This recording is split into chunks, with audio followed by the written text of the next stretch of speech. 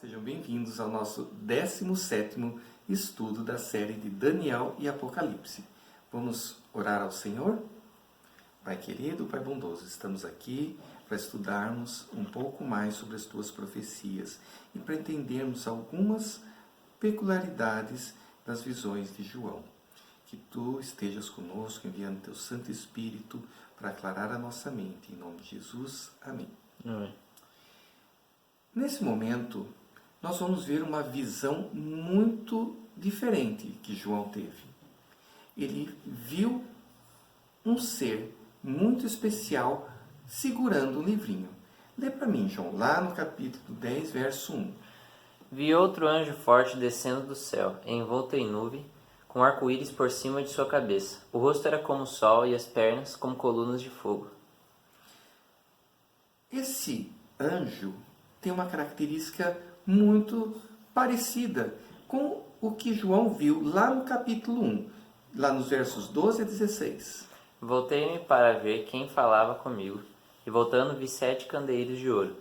E no meio dos candeeiros, um semelhante a filho de homem, com vestes talares e cingido à altura do peito, com uma cinta de ouro. A sua cabeça e cabelos eram brancos como alva lã, como neve, os olhos como chama de fogo. Os pés semelhantes ao bronze polido, como que refinado numa fornalha, a voz como voz de muitas águas. Tinha na mão direita 7 estrelas, e a da boca saía-lhe uma afiada espada de 2 gumes. O seu rosto brilhava como o sol na sua força. O que nós vemos aqui? Uma visão que João teve de Jesus. Mas a visão que ele teve lá no capítulo 10, que é o que nós estamos estudando agora, é muito parecida. Na verdade, é igual à de Jesus. Então, não poderia ser um anjo. Nós já vimos que anjo significa mensageiro. E em alguns lugares na Bíblia, Jesus ele é identificado como um anjo. Por exemplo, quando o povo estava prestes a invadir Jericó, Josué saiu para orar. E ele estava orando quando de repente aparece um homem armado, todo paramentado para a guerra. E ele até pergunta, você é dos nossos ou dos nossos inimigos? E então ele se identifica como um anjo, como príncipe do exército de Deus.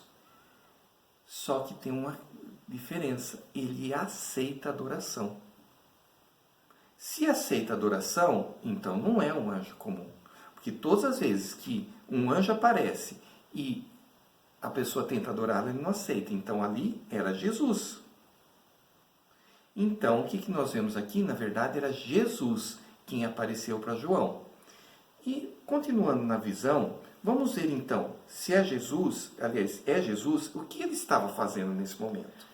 E tinha na mão um livrinho aberto. Pôs o pé direito sobre o mar e o esquerdo sobre a terra, e bradou em grande voz, como ruge um leão. E, quando bradou, desferiram os 7 trovões as suas próprias vozes. A voz que ouvi, vinda do céu, estava de novo falando comigo, dizendo: Vai e toma o livro que se acha aberto na mão do anjo, em pé sobre o mar e sobre a terra. Fui, pois, ao anjo, dizendo-lhe que me desse o livrinho. Ele então me falou: Toma-o e devora-o. Certamente ele será amargo ao teu estômago, mas na tua boca doce como mel. Tomei o livrinho da mão do anjo e o devorei, e na minha boca era doce como mel. Quando, porém, o comi, o meu estômago ficou amargo. Nós vemos aqui um livro que já existia. E João pediu esse livro para comê-lo. E ele, como disse, foi até dito para ele, ó, você vai gostar desse livro, ele vai ser doce na sua boca, mas amargo no seu estômago. Estamos estudando Apocalipse, e existe um livro que é muito ligado a Apocalipse, que é o livro de Daniel. Alguns falam que ele é o Apocalipse do Antigo Testamento. E nós podemos chegar à conclusão de que esse livro que João quis comer é Daniel. Por quê? O estudo das profecias de Daniel levaram a um acontecimento que muitos acharam maravilhoso. mas que trouxe uma grande decepção. E é o que nós vamos passar a ver agora. Por que Daniel se encaixa como, o livro de Daniel se encaixa como sendo esse livro? Lê para mim, João, Daniel 8,14. Ele me disse, até 2.300 tardes e manhãs e o santuário será purificado. Nós já estudamos essa visão das 2.300 tardes e manhãs e vimos que ela nos leva a um período profético. Só que que santuário é esse que foi purificado? Lê para mim, João, lá em 25, verso 8. Êxodo 25. Êxodo 25, verso 8. E me farão um santuário para que eu possa habitar no meio deles. Bom, aqui nós vemos Deus falando para Moisés fazer um santuário conforme o modelo que ele viu no céu. E lê agora para mim, João, Êxodo 25, verso 40. Vê, pois, que tudo faça segundo o modelo que te foi mostrado no monte. Nós já estudamos que o santuário a ser purificado não era o terrestre, mas o celestial, porque o terrestre não existe mais. E a purificação do santuário terrestre só ocorria uma vez por ano, no dia da expiação. E essa profecia remete a um futuro muito distante. Lê para mim, João, Daniel 9, verso 25. 70 semanas estão determinadas sobre o teu povo e sobre a tua santa cidade, para fazer cessar a transgressão, para dar fim aos pecados, para expiar a iniquidade, para trazer a justiça eterna, para selar a visão e a profecia, e para ungir o santo dos santos. Aqui nós vemos o início dessa profecia, que é com a ordem para a reconstrução de Jerusalém. Por quê? Aí começa um período especial para o povo judeu. Um período de 70 semanas. 70 semanas, como nós vimos na relação dia-ano profético, correspondem a 490 anos. Antes da gente ir para lá, você pode voltar lá no verso, que tem um detalhe que a gente não pode deixar escapar. Não volta no verso. Isso. Ali no final, a gente vê, né? Para selar a visão e a profecia e para ungir o santo dos santos. Então, quer dizer, né? Qual que era um dos acontecimentos das 70 semanas? Era o sacrifício de Cristo, que era o primeiro dos acontecimentos que tinha, que era, quer dizer, um sacrifício que acontecia diariamente ali, que representava o sacrifício de Cristo. O que o sacerdote fazia com o sangue? Ele pegava o sangue, passava nas pontas certo, do altar mas ele... e levava esse sangue numa tigela, numa bacia, dentro do santo, e na cortina que separava o santo do santíssimo, ele aspergia aquele sangue, simbolizando o quê? Que o pecado confessado era transferido para o santuário, para o santíssimo. Ou seja, aí a gente vê, e para ungir o santo dos santos, né? Uhum. Então, né, quer dizer, quando Cristo morreu, era como se aquilo estivesse se cumprindo, né? O sangue sendo jogado na cortina, da mesma forma, Cristo morrendo na cruz. Exatamente. Ou seja, é aquela relação tipo e antítipo se encontrando.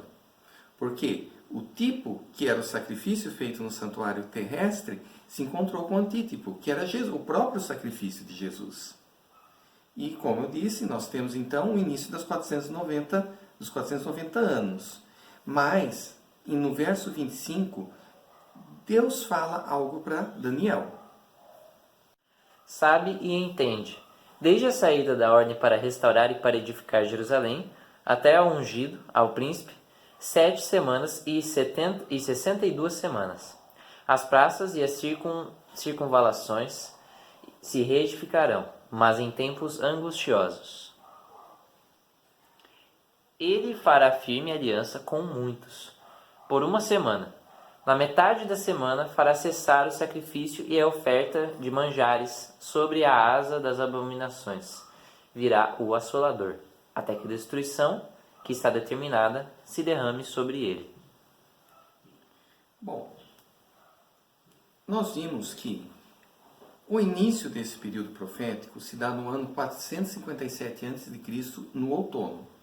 E aí nós temos o período das 70 semanas, que é o período especial para o povo judeu, em que, como povo, eles são os escolhidos. Mas, fala lá, 7 semanas para construir Jerusalém. Depois mais 62 semanas, até o ungido, até Cristo. Quando Cristo foi ungido? No seu batismo, no ano 27 depois de Cristo. Só que daí vem a última semana. A última semana, na metade, o sacrifício diário é tirado. Quando foi retirado o sacrifício diário? Com a morte de Jesus. Porque quando Jesus morreu na cruz, houve um forte terremoto e a cortina que separava o santo do santíssimo lá no templo em Jerusalém, ela se rasgou de alto a baixo, simbolizando claramente que aquele sacrifício feito no santuário terrestre perdeu o significado. Porque Jesus, que é o Cordeiro de Deus que tira o pecado do mundo, morreu na cruz. E no final da semana, no ano 34 depois de Cristo, dessa última semana ocorre a morte de Estevão, o primeiro dos mártires, o primeiro mártir cristão, encerrando um período especial para o povo judeu, de 490 anos. Então nós temos 490 anos já foram, são 2.300, sobram quantos? 1.810 anos. 1.810 anos, nós vamos chegar até o ano de 1844, que é o fim dessa profecia. No ano de 1844, então, começa o período da expiação, da purificação do santuário celestial. E o que ocorre nesse período? O povo começa a estudar as profecias. As profecias de Daniel são estudadas. É pregada a mensagem de que chegou a hora do juízo e que se deve adorar aquele que fez os céus, a terra e as fontes das águas. Porque as pessoas saíram pregando que Jesus ia voltar. Porque entendeu-se que o cumprimento dessa profecia, pelos estudos de Guilherme Miller, seria a volta de Jesus, que o santuário a ser purificado era a terra. Só que isso foi uma compreensão equivocada. Por quê? Onde o cordeiro era sacrificado? Na terra. Na terra. No pátio. No que representaria o pátio. Né? Exatamente. Então, não era a terra que tinha que ser purificada, mas o santuário celestial. Até porque eles não levaram em conta que o santuário que Moisés fez era só um modelo que tinha no céu. Até por falta de informação, né? Até parando para pensar, Guilherme Miller estava sozinho, né? Ele teve que tirar todas essas conclusões sem auxílio nenhum, só pegando e estudando por conta. Então, chegar no que ele chegou foi um grande avanço, mas gerou um equívoco gigantesco, porque ele não levou em consideração que tudo era um negócio, todo o plano da redenção que acontecia aqui era um modelo que acontecia no céu. Exato. Mas aí o que ocorre com aquelas pessoas que participaram dessa pregação? Aquela pregação foi maravilhosa, porque você imagina, se hoje você sabe que Jesus vai voltar daqui a um ano, você vai se preparar e vai pensar, esse mundo de dor, de tristeza, de corrupção vai acabar. Aquelas pessoas queridas que estão descansando, que morreram, você vai reencontrar. Isso não é doce? É doce, é maravilhoso.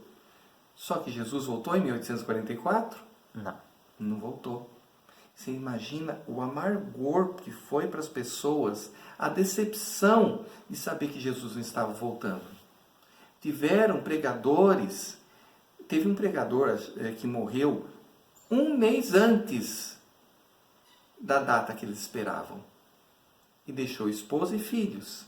E a história conta que a esposa dele falou para os filhos, não fiquem tristes, daqui a um mês a gente vai encontrar o papai. Esse um mês passou. E eles não encontraram o pai. Aquelas crianças não viram seu pai. Em muitos outros aconteceu isso. A grande decepção, por isso ele foi amargo. Mas Até a gente pode tirar uma reflexão disso, que, quer dizer, alguns podem se perguntar, por que Deus não interviu, não revelou, né, não mostrou? Porque não era necessário para o cumprimento dos planos dele, da obra que deveria ser feita. Até porque isso mostra pra gente como que Deus lida com certas ações humanas. Tem coisas que quando ele acha necessário, ele intervém. Tem coisas que ele não acha necessário, deixa acontecer do jeito que a gente quer. Então, né, desde que não interfira com o plano geral. Então, assim, a gente não pode ter medo de decepções, de desventuras, assim como aconteceu com aquele povo. Por quê? Porque isso era até uma prova para eles. Quer dizer, putz, me dediquei muito, mas em cima de um engano. Não, peraí. Eu tenho duas escolhas: continuar firme ou, né, largar. Então, assim, Deus ele deixa de agir em certas situações, até porque isso não era nem culpa dele, né? não, exatamente, não era culpa dele. Na verdade, aquele povo teve uma compreensão equivocada. Entendeu que uma profecia estava se cumprindo. Só tiveram um entendimento equivocado. Mas isso aconteceu por quê? Leia para mim, João, lá em Daniel 12, verso 4. Tu, porém, Daniel, encerra as palavras e sela o livro, até ao tempo do fim. Muitos o esquadrinharão e o saber se multiplicará. Exatamente. Esse livro ficou fechado até então. E quando ele começou a ser estudado, é que se cumpriu essa profecia também, que muitos começariam a esquadrinhá-lo, e isso já começou um pouco antes. Você veja, Newton, o físico, ele estudou essa profecia. Ele não teve toda a compreensão, mas as pessoas nessa época já começaram a procurar os significados. E o saber se multiplicou, mas houve a decepção. Houve essa decepção muito grande, mas isso também estava previsto, porque a mensagem não se deixou de ser, não tinha findado ainda, ela tinha que continuar. E exatamente o que nós vemos lá no verso 11. Então me disseram, é necessário que ainda profetizes a respeito de muitos povos, nações, línguas e reis. Ainda tinham pessoas a ser alcançadas. A mensagem ainda não tinha sido pregada totalmente. As pessoas precisavam ainda aprender. Esse povo que se decepcionou ali, eles tinham ainda um papel de levar a mensagem de Jesus. A mensagem de que Jesus está lá no santuário celestial, hoje fazendo uma obra especial, uma obra em favor dos salvos.